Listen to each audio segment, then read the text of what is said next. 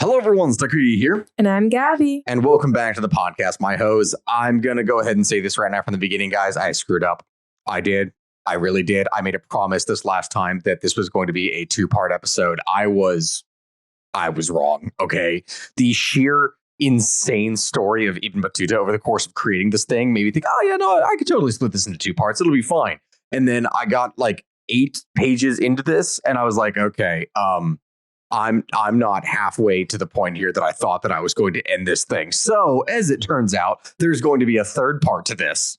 And for that, I apologize. You always underestimate how long it would take. I do. Yeah, I actually do. It's one of my big faults. It definitely is one of my big faults. And I have a number of them, but that is definitely one of the big ones is underestimating things. I would be a terrible military commander from that. Like, you know how there's that big whole thing of like underestimating an enemy? That would be my precise thing. It's like, oh, no, I'm sure it'll be fine. They can't totally have 10,000 people here. At max, it's 5. And then lo and behold, I'm surrounded. That would be me. Yeah, it would be you. Anyway, from our story from where we left off, Ibn Battuta had left Morocco. He'd gone on his little adventure, and by little, I mean massive adventure across the Middle East, had gone down into Arabia, had gone down into Africa, had gone up into Persia and other territories. And here, well, now here was going to be a continuation of his journey. Also, since we're talking about journeys here again, I figured that this would be a great time to tell you all that there are still a couple early bird spots that are left for our trip that we're going to be taking to Germany. If you don't want to see the Christmas markets with us and you don't want that $200 discount, then you can check out the trip that we're doing to Peru, which is going to be in July, or Italy, which is in May. And the links for all that are down in the description. So, okay, where we last left off with Ibn Battuta, he had spent about a year in Mecca where he was studying and making his 3rd pilgrimage. Post-dysentery, of course. Well, yes, of course, because it's what it is that he had to do. He was thinking, though, more and more about doing something else. He didn't want to stay in one place for very long. And specifically, he'd been hearing tales about the Sultan of Delhi, which was, when I say Delhi, for anyone who is confused about that, I mean, yes, as in the city of Delhi in India. That was the Muslim-controlled region in India, which actually at the time had a pretty massive empire.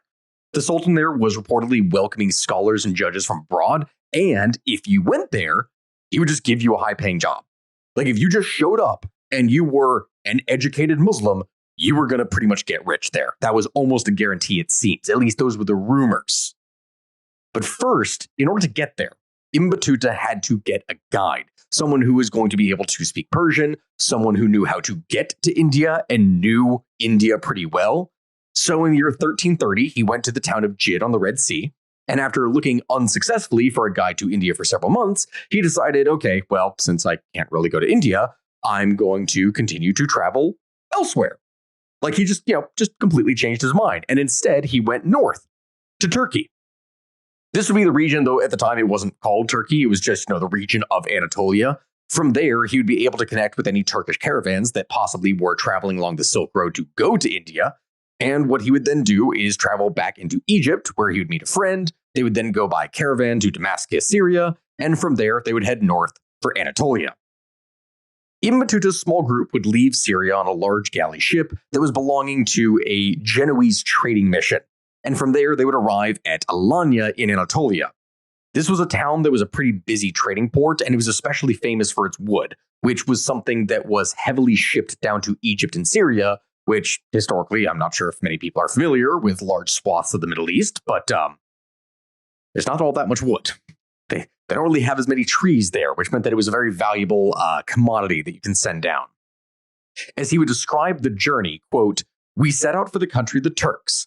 It was conquered by the Muslims, but there are still a large number of Christians there that are under the protection of the Turkmen Muslims. We traveled on the sea for 10 nights, and the Christians treated us honorably and took no passage money from us. On the 10th day, we arrived at Alanya, where the province begins. This country is one of the finest in the world. In it, God has brought together the good things dispersed through other lands. Its people are the most comely of men, the cleanest in their dress, and the most delicious in their food, and the kindliest folk in creation. Wherever we stopped in this land, whether at hospice or at private house, our neighbors, both men and women, these do not veil themselves, came to ask after our needs. When we left them, they bade us farewell as though they were our relatives and our own folk, and you would see. The thing about this is that when he's going and traveling these places, he absolutely loves Anatolia. He loves how hospitable they are. But there's something else. While he did praise the Turks' hospitality and how committed they were to being proper Sunni Muslims, he was very surprised by certain things, such as the fact that they ate hashish, which is essentially Indian hemp. It's a type of drug that is like marijuana.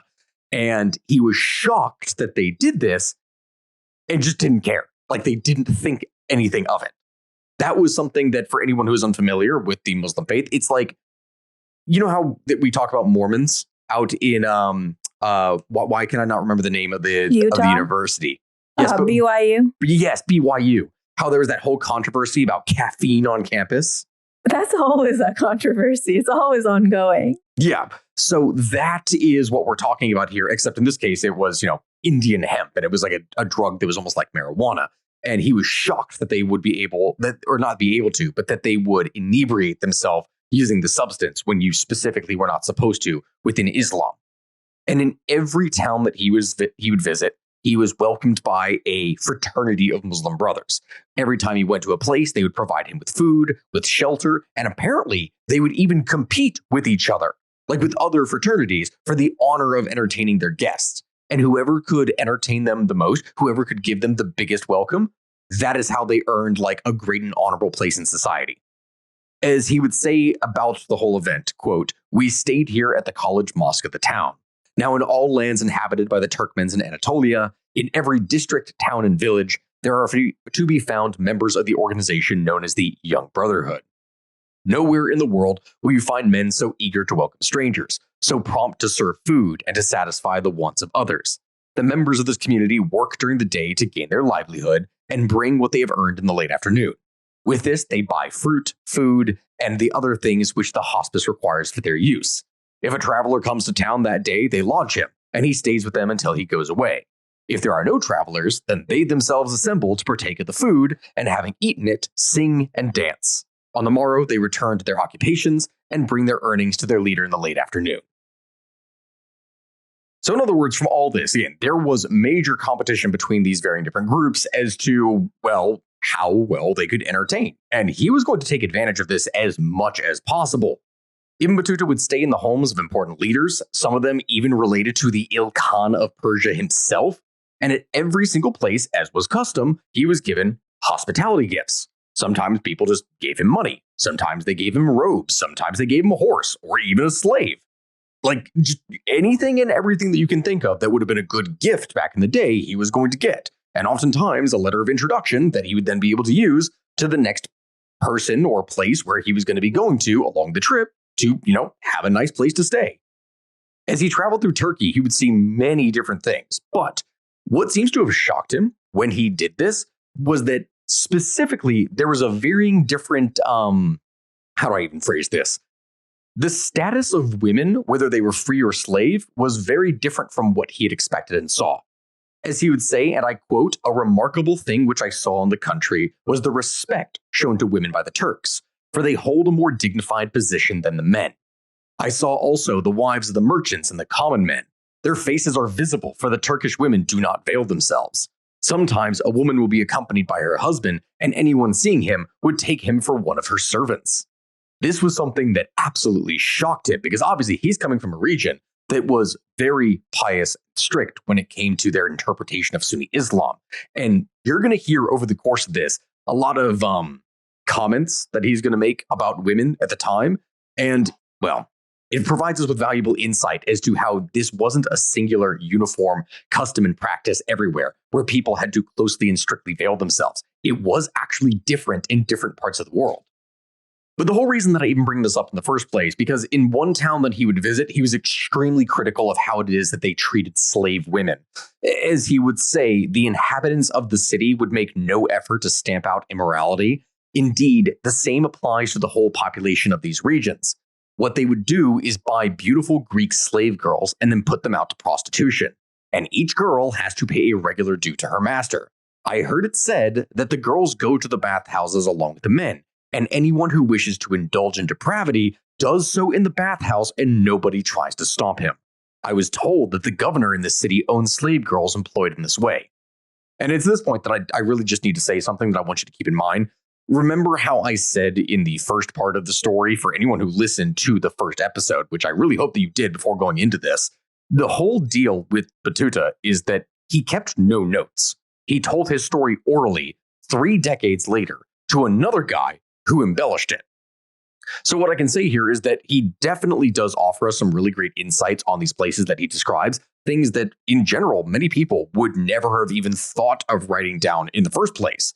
But the amount of times that he relates a story as, oh, I was told this happens, it's a bit frustrating, and it makes me think of the Netflix docudramas and the amount of, oh, I thinks in there.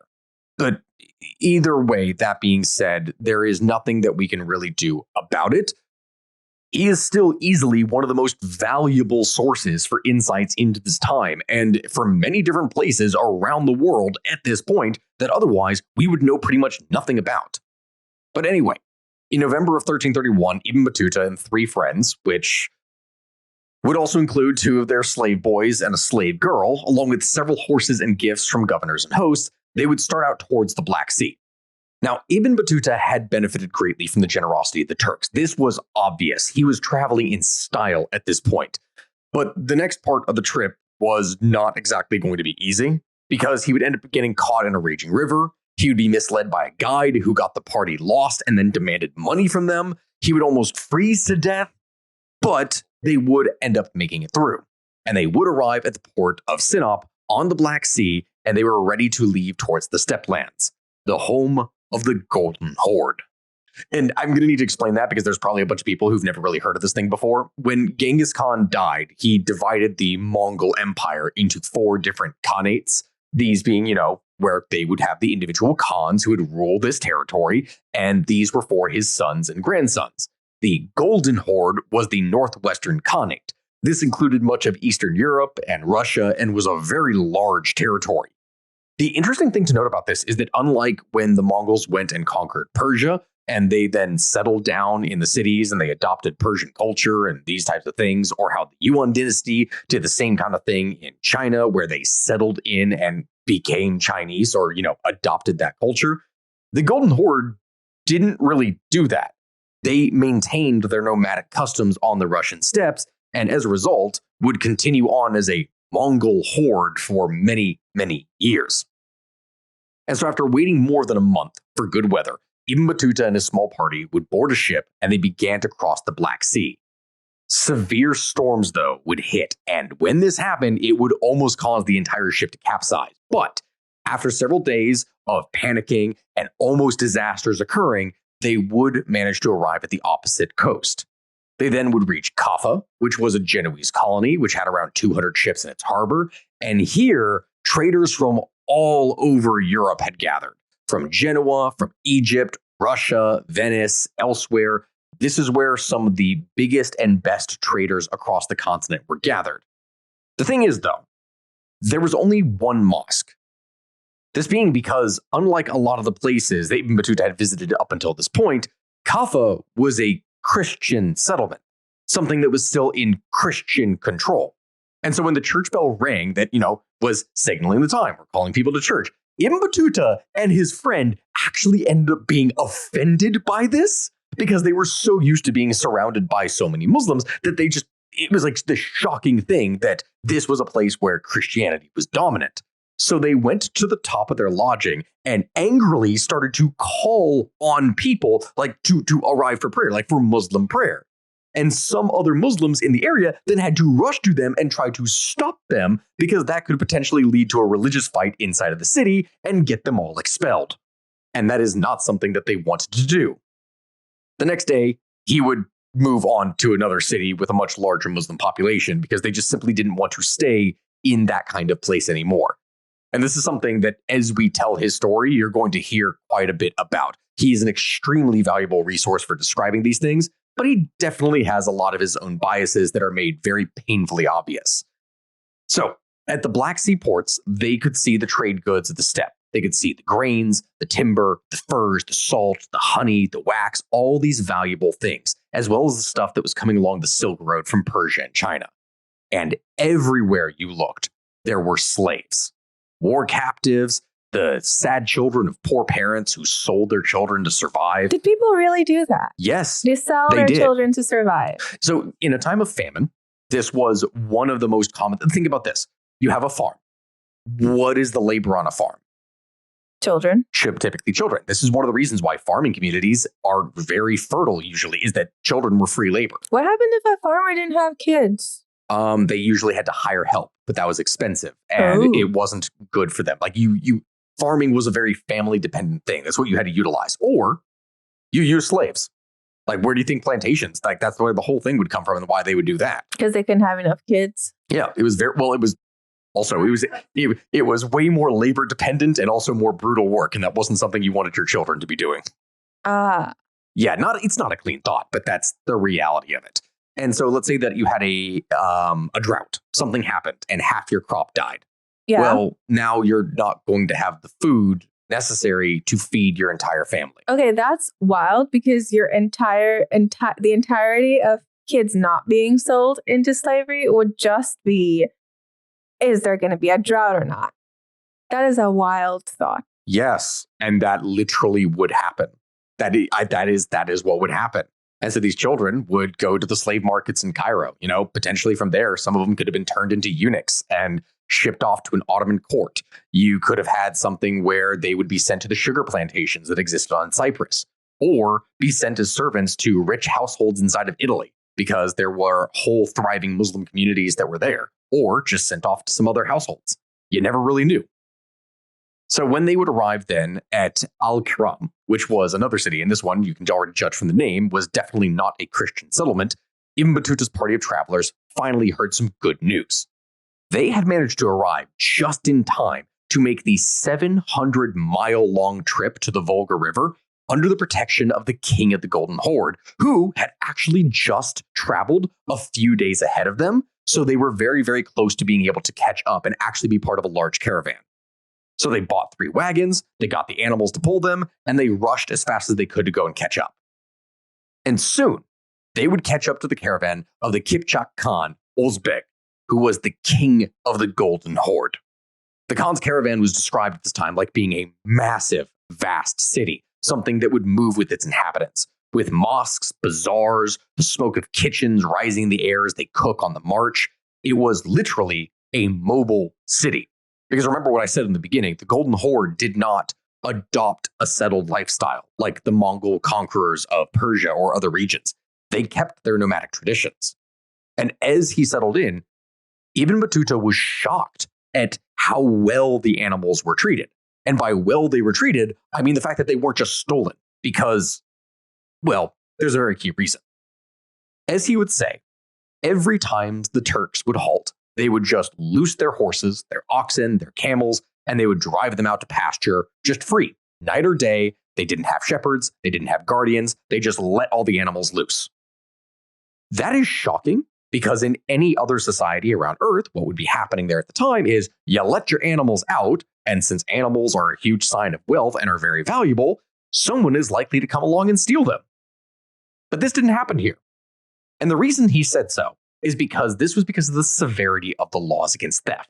Because if there was any person who was found in possession of a stolen horse, that person would be obliged to restore it with 9 others. So you had to return back. If you were found with stolen property, you had to return 9 times its value. If you could not do this, that person's sons were taken as slaves. If he had no sons, they were slaughtered. Really, the whole thing is a stronger variant of an eye for an eye. Wow. So the next morning after Ibn Battuta had arrived at the massive tent camp caravan thing, he goes and meets the king, the Khan, Ozbek, who is seated upon a silver throne in the middle of a huge tent whose exterior is covered with a layer of bright gold tiles. So the tent had tiles. Oh, hugely wealthy. You know how we just bought that tent? I want you to imagine something 100 times that. So, okay. So what was it, like a canvas tent? How do they put the gold? Were there real gold tiles? How did they get them? Felt yurts. Okay. So and then you put gold tiles on that? Yes, you could apply it over the top as a kind of thing where it would be a to help shed like rain and things. So can we get gold tiles for our LARP tent? I'm so glad you agree. Okay, continue. They would also be sewn into it. I think it Can was be done. specifically to make it shine bright. Technically speaking, if we did that in the middle of the summer and we had it multicolored, you could turn the entire thing into looking like stained glass, where it just shimmers. Okay, that sounds cool. It does. But it was warm here, right? Well, in the summer, yes. So that could be really pretty. Yes, but in winter, oh my God, this place gets ridiculously cold. Well, yeah. So when he arrives and he sees all this, right, it's really impressive. But what was confusing was that the family of the Khan were below the throne, but the 4 wives that he had were seated next to him. See, interesting fact here, in the Mongol states, women would actually, like women of the court, like the ones who were royal women, they actually shared in the governing of the realm. Princesses, just like brothers, they could be awarded their own land, which they would rule and tax. Like women actually had more capability in that place and time than in many other areas, which was really unique. This, the lack of veils, and the fact that they drank millet beer, this shocked Battuta. Because remember, he was a strict Muslim. And so the idea of people inebriating themselves with beer and their women having power like that and not wearing veils, how that couldn't happen. But it's besides the point. The biggest offense that absolutely shocked him was that at one point, the great Khan even came drunk to a dinner. Remember, Muslim, not supposed to be drinking, which severely embarrassed him. Oh. Yeah. So when they reached Astrakhan, Ibn Battuta would learn that the 3rd wife of the Khan was pregnant. And the Khan had given her permission to go back to her father, who was the king or emperor of the Byzantine Empire. From there, the whole point was because she wanted to have her baby back in Constantinople. Why? Because it was a whole thing where she had specific. Okay, so this is going to be a little bit of a complex thing. The Byzantine Empire by this point is not in a good state. It is really not. It is the early 1300s, and it has been completely broken. It has been trying to bribe as many people as it can to leave them alone. It no longer has a professional army, and it entirely utilizes forces of mercenaries to protect their borders. It shrank from what it once was. It can't do anything. And so the 3rd wife of the Khan, this princess, she had been specifically married off to the Khan in order to be a political tool for peace, right? To not be invaded. And one of the conditions was that she would be able to go back and visit. Like that was one of the stipulations that they would have. So in this case, she was able to take her baby back with her and have it there because it's what she wanted to do. And he was going to allow this. This is something that Ibn Battuta was going to jump on because he was going to ask the Khan if he could also go and get permission to go there, because this would be another chance for him to see another part of the world. His first time to go beyond the world of Islam, the Dar al-Islam, and from there see one of the greatest ancient cities of the world. Would he be okay to go beyond the world of Islam? Was the question he should ask himself. And there were many different times over the course of the story that you're going to wonder precisely that, because in many cases it does not end well. Oh, did he write a lot of judgy stuff? Oh, he was every single place that he went, he was super judgy. I get that though, because if I were to write a book of my travels, yeah, the judgment. Yeah, he is, again, a very valuable resource in order to describe many of these places at this time. But also, simultaneously, you have to understand that he inherently had his own biases. He was literally a member of, he was a Qadi, right? He was one of the religious elites in the Muslim world. That's like saying, a Greek, not even Greek, but like a Catholic bishop went traveling to Saudi Arabia and just started judging people for everything. It's like a literal bishop, okay? You're going to expect that. So then in July of 1332, they set out with around 5,000 horsemen, 500 of her personal soldiers and servants, 200 slave girls, 20 Indian and Greek pages, which are like little servant boys, 400 wagons, 2,000 horses, and about 500 oxen and camels. What is really crazy about this whole thing is, right, they're traveling with this massive entourage. And unfortunately, as they are traveling, you know how there's that whole thing about hospitality that is supposed to be provided for guests? What about it? Well, the whole thing here is that the people along the way were required to support this massive caravan with food, and this would be considered part of the tax that was required to support the local rulers. Interesting. So yeah, they got sucked dry, basically. And this wasn't a quick journey either. After traveling for around 75 days, they finally arrived in Constantinople, and Ibn Battuta noticed something that really bothered him. As they got closer and closer to the city, this former Christian princess who had converted to Islam, she stopped the calls to prayer. She no longer partook in Muslim practices. They brought out wines, and these were brought to her, and she even ate pork. Isn't she pregnant? She's just drinking wine. Yeah, but that's also what was done just at the time. Like, remember, her marriage to the Khan was something that was a completely political arrangement. She converted to Islam, but she didn't really convert to Islam. This is like one of those things that oftentimes happened with many different conversions in history, is that yes, there were initial conversions for whether to Christian, to Islam, or to any other faith. It usually took several generations for those practices to actually stick like to the person, to actually follow it. Before, she didn't do any of these practices. And now, it was an arranged marriage. She didn't want to convert. So, it makes a lot of sense. Yes, it's shocking, but it checks out. Exactly. So Ibn Battuta would arrive in Constantinople and he would stay there for a month. He even at the time got to meet the emperor, who was Andronicus III, and he saw many of the different sites of the capital city of the Christians, the New Rome, which, for anyone confused about this, Constantinople had become the capital of the Roman Empire in the mid-4th century, and the inhabitants of the region still referred to themselves as the Romans. They didn't call themselves Greek. They didn't call themselves Byzantine. That was a later invention in like the 17th century, I think it was, or 18th century. I can't remember when it was. They specifically referred to themselves as the Romans. Really? Yeah.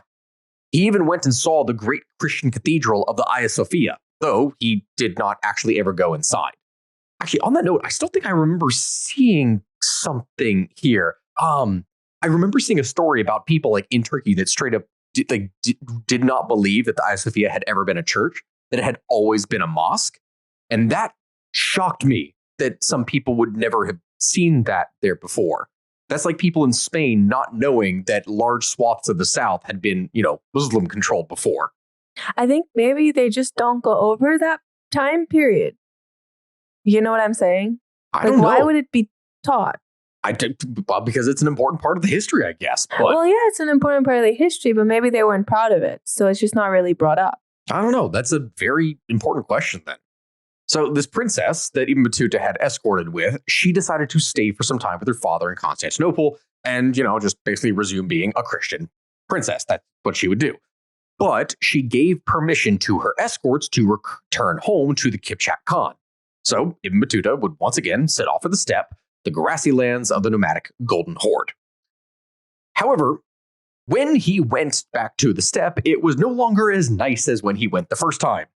Oh, was it cold now? Yeah, the thing about the steppe is that it doesn't exactly retain heat very well. And this is just at the moment that the very heavy Eurasian winter had set in. So this guy is going to this land that, mind you, remember, he is from Morocco at a time before AC or anything else like that. He is used to traveling in desert climates, very hot. He was so cold that he regularly had to wear 3 fur coats all at the same time, 2 pairs of trousers, 2 pairs of heavy socks, and heavy boots that were lined with bear skin. And, okay. if you think he's exaggerating or being a little crazy, because it does sound a little extra, doesn't it? No, that's how I dress in winter. Okay, yeah, I get that.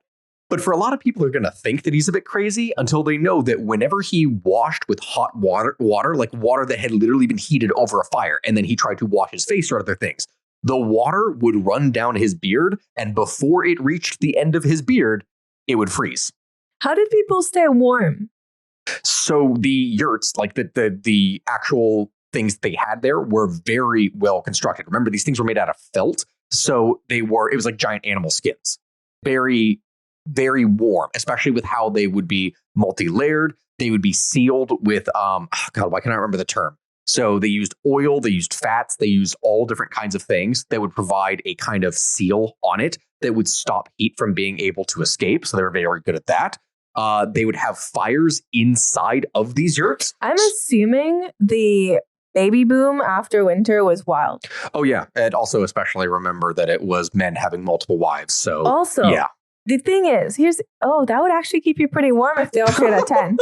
I'm just thinking logistics, okay? Actually, I read this really interesting story. I don't know if it was New York Times, but it was one news source that posted that people were actually saving money, on heat in winter in America by just having sex. Yeah. There was also that thing that was said, what was it about saving money by just not eating?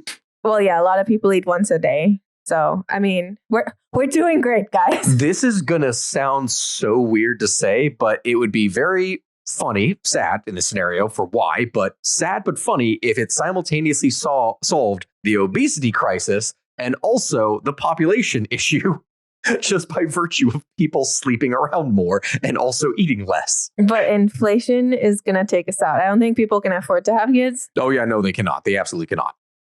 Either way, we need to talk about a time that definitely didn't have nearly as many troubles as what we have now. The late medieval period. That was a joke. It was obviously a very different time, and they had plenty of their own troubles that were way worse than what it is that we have today. So, they would once again reach Astrakhan, but after this would continue northward to meet the Khan, who was then at Nusret, which was a city up the Volga River, which was now frozen. Here, too, there was a band of Muslim scholars and hopeful bureaucrats that were hoping to find jobs in the frontier cities of the world of Islam, because from there, they needed to go to places that had less, God, what is the right term here? Not presence. That's frequency. No, that's not the right term. Gabby, what are you trying to say? I'm trying to think of the term for what happens to where there's not a lot of something in an area because it's new. Like it's because it's scarce there. And there was a specific term it wasn't established? Yes, that's the term. Okay, because frontier cities were not established. Thank you. I don't know why I was failing to remember that. But the yes. 4 hours of sleep would probably have something to do with your lack of memory. The 4 hours of sleep, the fever, the working nonstop for 3 days. Yeah, while sick. I mean, yeah, just to name a few. Yeah, I haven't been doing well, guys, here, but the work doesn't stop, and we still have had stuff to create and stories to tell. So yes, these people were hoping to go to places that weren't established because there was way less scholars there, meaning they would be able to achieve a much greater degree of power, influence, and wealth in those spots. Yes, because there was a scarcity, a lack of them available. Thank you. So Ibn Battuta would leave the Volga River colony and he would head south, generally towards India. For 5 months, he would travel through the different regions that had been conquered by the Mongols. And in the aftermath of the conquest, large parts of the civilization that had existed there for hundreds, thousands of years was gone, like wiped out. In Bukhara, as an example, he would report, quote, "The mosques, colleges, and bazaars are in ruins. There is not one person in it today who possesses any learning or shows any concern for acquiring it." Because, again, those places were freaking destroyed. Like the big walled cities that had tried to resist the Mongols earlier had been completely wiped out. This is kind of funny, though, because not in the whole wiping out part, but the destruction that he saw was actually the lighter variant, because that was only their first pass through. Later on, I can't even remember how far away it is from when he's doing his travels, but within the next century, the Mongols were going to come back again in the form of Tamerlane, like Timur the Great, and he was the guy who'd create literal pyramids of skulls. So, yeah. Anyway, Ibn Battuta would continue on his journey, leaving the steppe, the land of the Golden Horde, and from there he would cross into the land of the Khan of Chagatai, which was another descendant of Genghis Khan. This was the center of the Mongol Empire. Not culturally, geographically. Like this was the place that was the middle of it all. But it was here where mostly nomadic herders lived with a few major trading cities or centers of learning. Generally speaking, they kept to the kind of lifestyle that you would have expected of the Mongol hordes. The present Khan, a guy by the name of Tamashirin, he was the first of his dynasty to make Islam the official religion of state. And Ibn Battuta would stay with the Khan for 54 days during the cold winter of 1333. When he left, he was given 700 dinars, 2 camels, and a nice warm sable coat. Very nice and rich gifts. A few months later in India, he would learn that the Khan had been overthrown by a nephew and a group of anti-Muslim commanders. So again, this would be another example, and we're going to see this many more times, where Ibn Battuta would arrive in a brief moment of peace before disaster would tear a kingdom apart. He somehow managed to magically escape this multiple times. So it's the spring then of 1333, and Ibn Battuta would continue with the others on his caravan into the mountain passes into Afghanistan. And here they would have to deal with bandits. They would have to deal with treacherous environments, rock slides, snow, everything. It was a rough journey.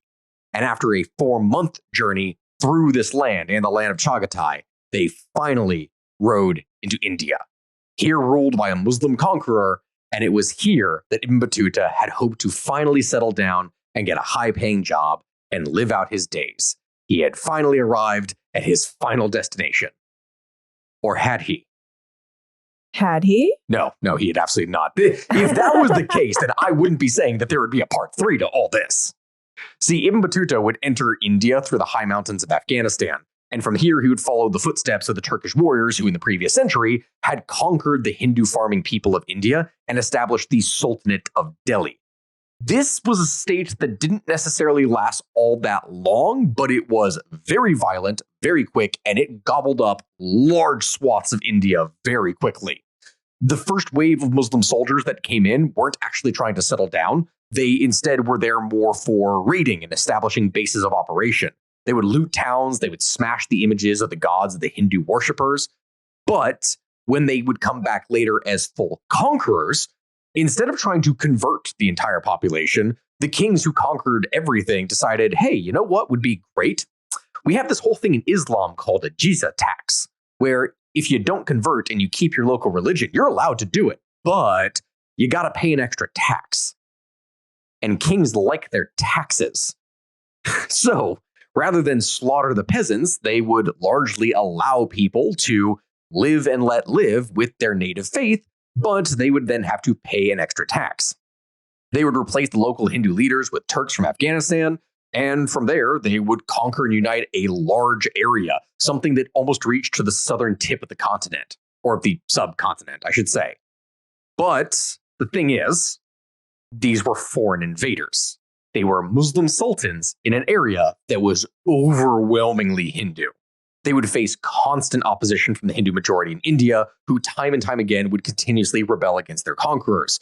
And also, not only having to deal with that, they would also have to deal with periodic Mongol invasions that were still coming from the north, because it wasn't safe. Thing is, over time, slowly, India was becoming more and more firmly controlled by Islamic leaders. Hindus were even at this point converting to Islam because they were finding that, oh, hey, if I actually go and convert to Islam, that means I can get a good government job. They recognized that there were actually good economic advantages to becoming Muslim. You would pay lower taxes, you had more opportunities for advancement under the present leader. This was something that in cities, you generally saw more of this population convert. In the rural areas, though, the population almost remained exclusively Hindu. It did not change. They had to pay their taxes, but they would be allowed to worship as they wished. And many of them hated the Muslim government, which had been imposed upon them.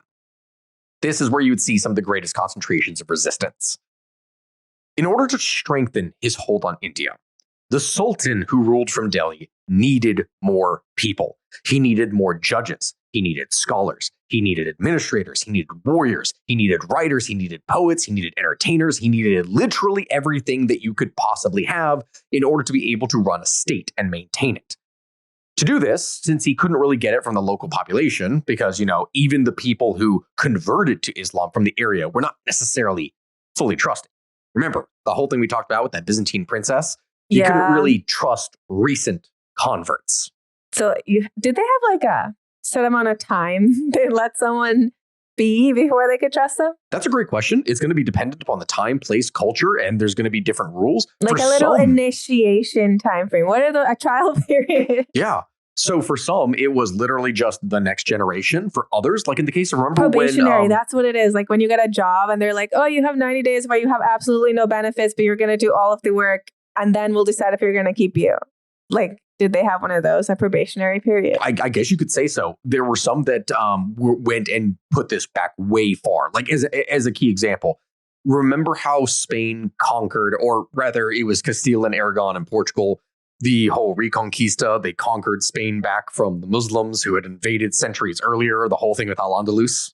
Yes. Okay, so when this happened, right, the Muslims who had been conquered in the south of the peninsula had been either expelled or forcefully converted to Christianity.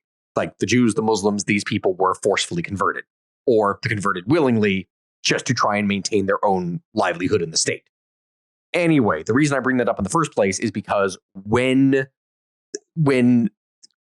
time would go on, eventually the Christian rulers in Spain would go back on this and actually end up expelling a bunch of the Muslims, or not even Muslims, former Muslims who had converted.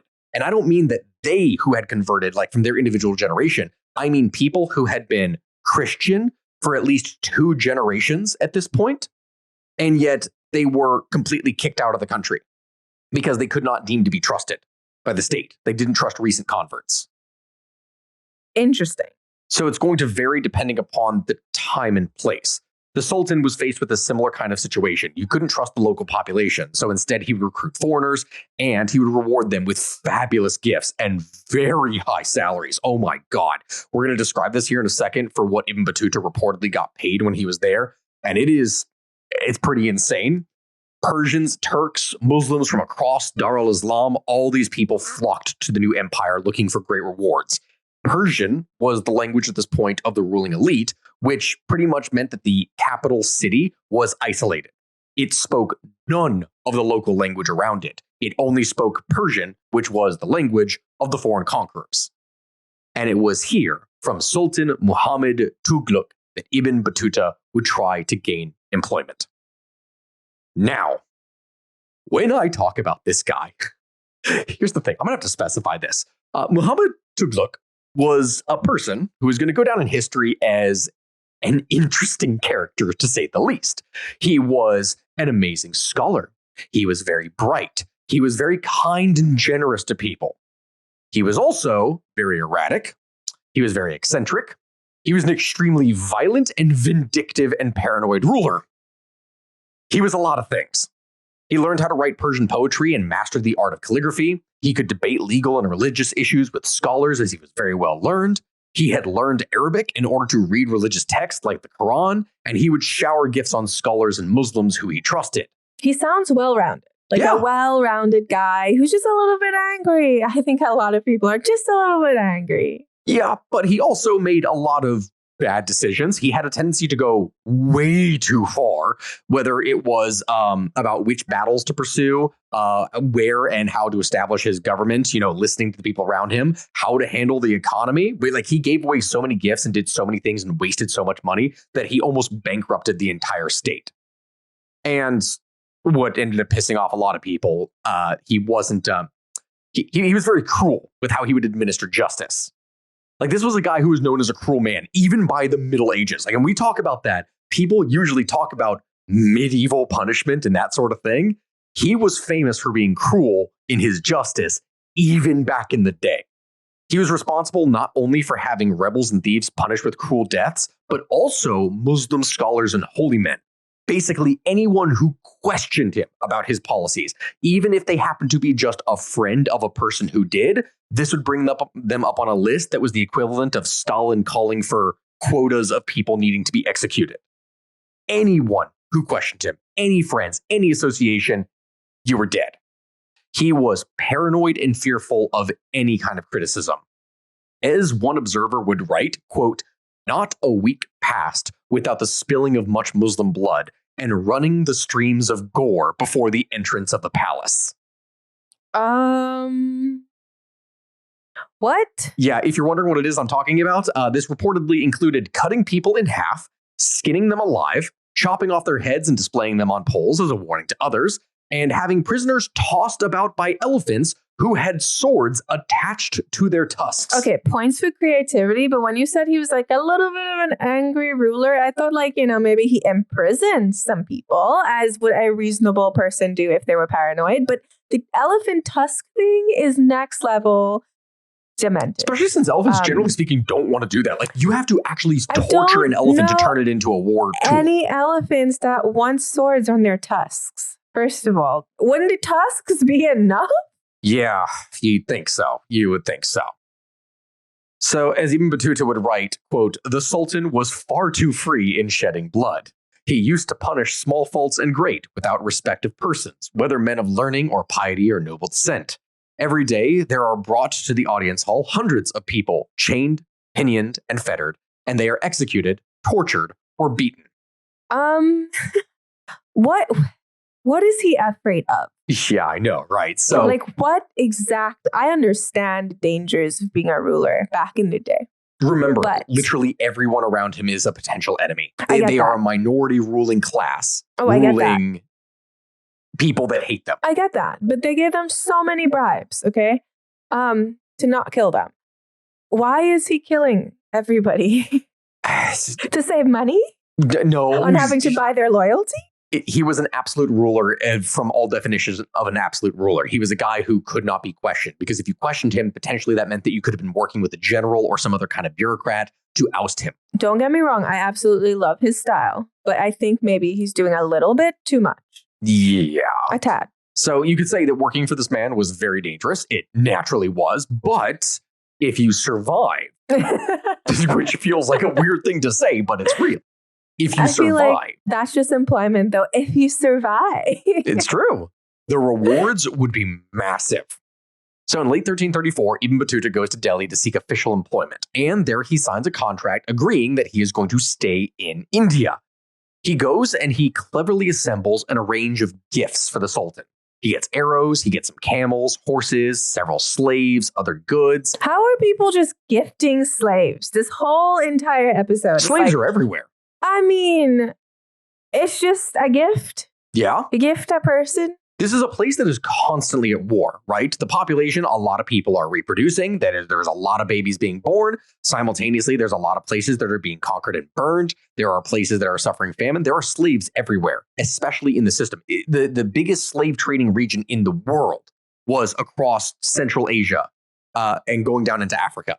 It was huge at this point. Huh.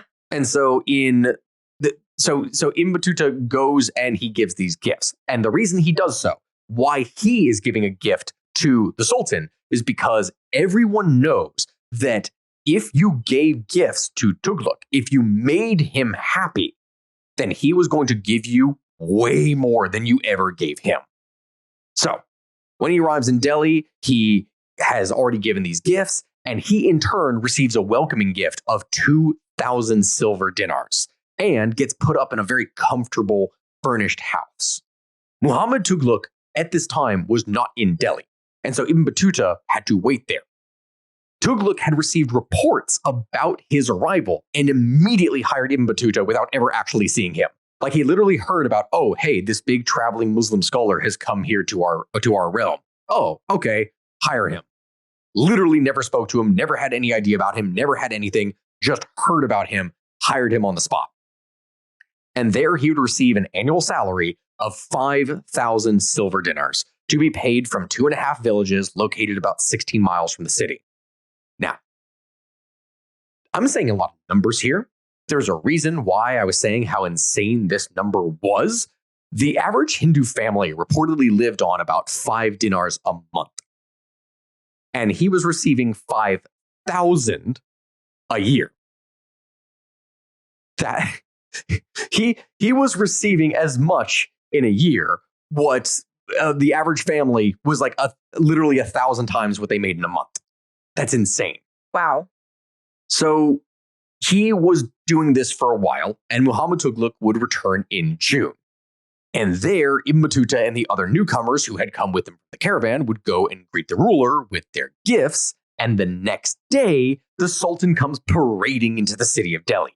And on some of the elephants that he is leading in him, there are little catapults that are tossing out gold and silver coins to the crowd that is cheering him on.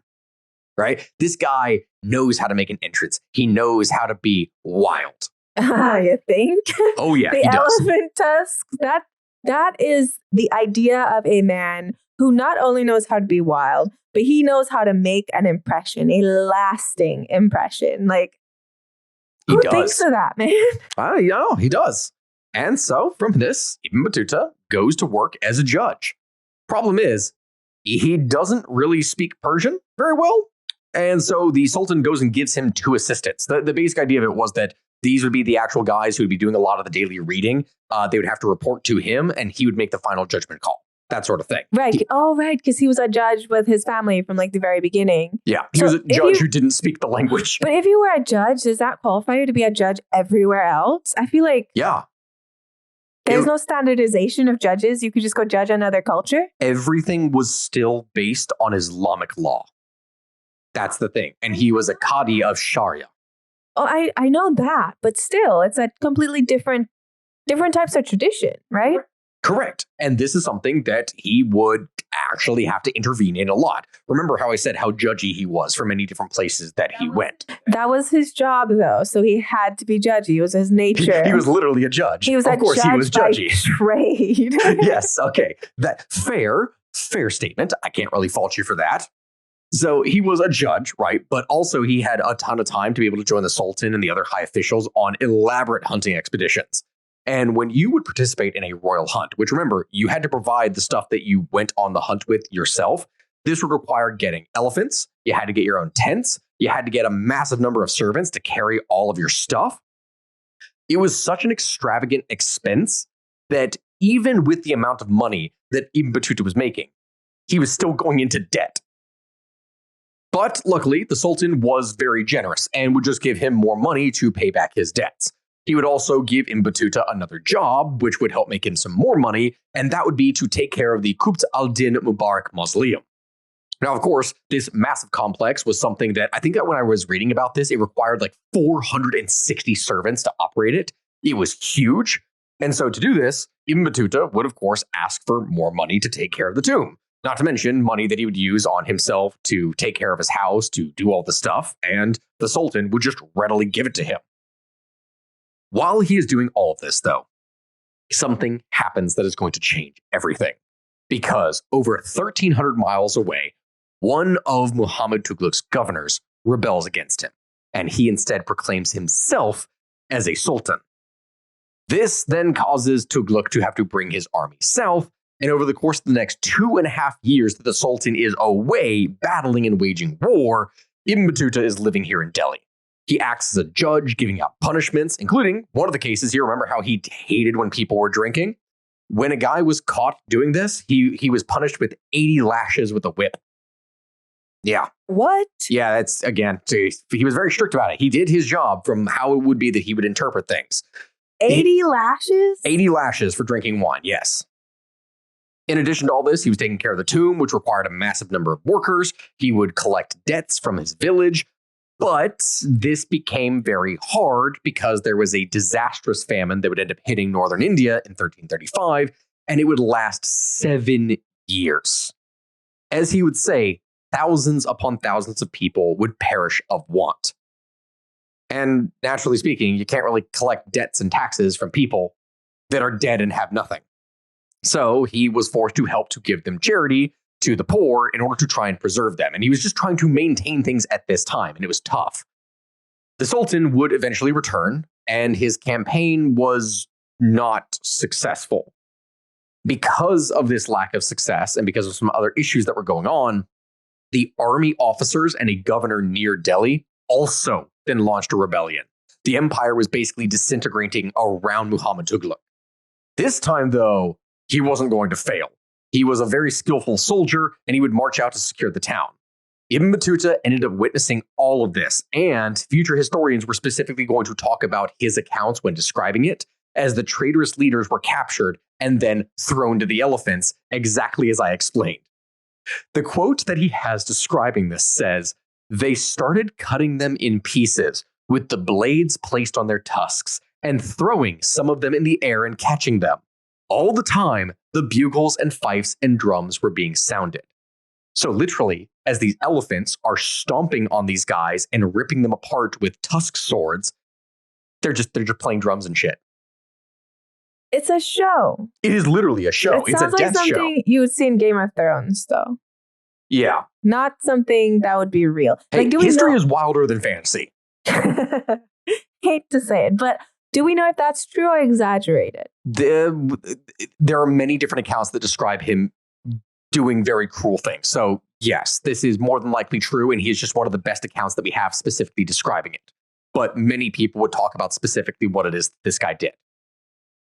And the problem is that there would be many more people that would write about it, because this is one of the key points in which Tughluq starts to lash out at everyone, against real enemies, but also people that he is imagining are enemies. Even Ibn Battuta came under suspicion at this point. While he was living in Delhi, he ended up getting married to a woman and had a daughter with her. And this daughter was the daughter of a court official who had plotted a rebellion and was executed by the Sultan. The serious problem that Ibn Battuta was facing here was that he was a friend with a Sufi holy man. And in addition to that marriage relation, the holy man refused to do anything with politics and was trying to live a religious life. And so when the Sultan wanted this guy to do something for him, he snubbed him. He refused to do the bidding of the Sultan. He would not do it because he was a pious Muslim man who was going to follow specifically his faith. He wasn't going to follow a secular ruler. The Sultan didn't like this. In retaliation, Muhammad had the holy man's beard plucked out, hair by hair, and then banished him from Delhi. Later, the Sultan would order him to return to court, which the holy man refused to do. The man was then arrested for doing this, tortured, and then beheaded. The following day, the Sultan then went and demanded a list of friends of the holy man, and Ibn Battuta's name was included in this. So for 9 days, he was under house arrest. All this time imagining in horror that he was going to be executed too. As he would say, quote, "I recited lines of prayer 33,000 times and fasted 5 days on end, reciting the Quran from cover to cover each day and tasting nothing but water. After 5 days, I broke my fast and then continued to fast for another 4 days on end, the entire time hoping that he would survive. He got rid of all of his possessions. He put on the clothes of a beggar. And in giving away everything, he was given permission to join a hermit who lived in a cave outside of Delhi. And he just lived like that for apparently 5 months, giving up everything, all of his riches. After all this, he was called back to the palace. And fearfully, he returned. And the Sultan had a change of heart. He was greeted warmly, but also determined at this time to not make any further troubles for himself. He got up enough courage to ask the Sultan, who was now, actually in a good mood, if he would be able to make another Hajj, if he could go on a pilgrimage and leave. The Sultan didn't want this, though. Instead, he had another task in mind, one that Ibn Battuta may actually be perfect for, something he found fascinating. Knowing that he loved travel and sightseeing, the Sultan wanted to make Ibn Battuta the official ambassador to the Mongol court of China. If he agreed, he would accompany 15 Chinese messengers back to the homeland and carry shiploads of gifts to the emperor. Now, he was being given an opportunity to get away from Tughluq and to visit further lands under the sway of Islam in grand style. This was an offer that was stupidly exciting. And if he refused, just stupid. It was way too dangerous to give this up. So he would go. But I think at this point, though, we're reaching the end of everything that we could talk about here now. Otherwise, the story is going to go on forever. We will, my friends, I promise you, finish the story here going into the third episode. Yes, I know I made that promise here with the first episode that it would be ending at the second. I know, I understand that. But I promise that one is like half written and it is actually going to finish in a decent amount of time. So I promise you it's going to be over.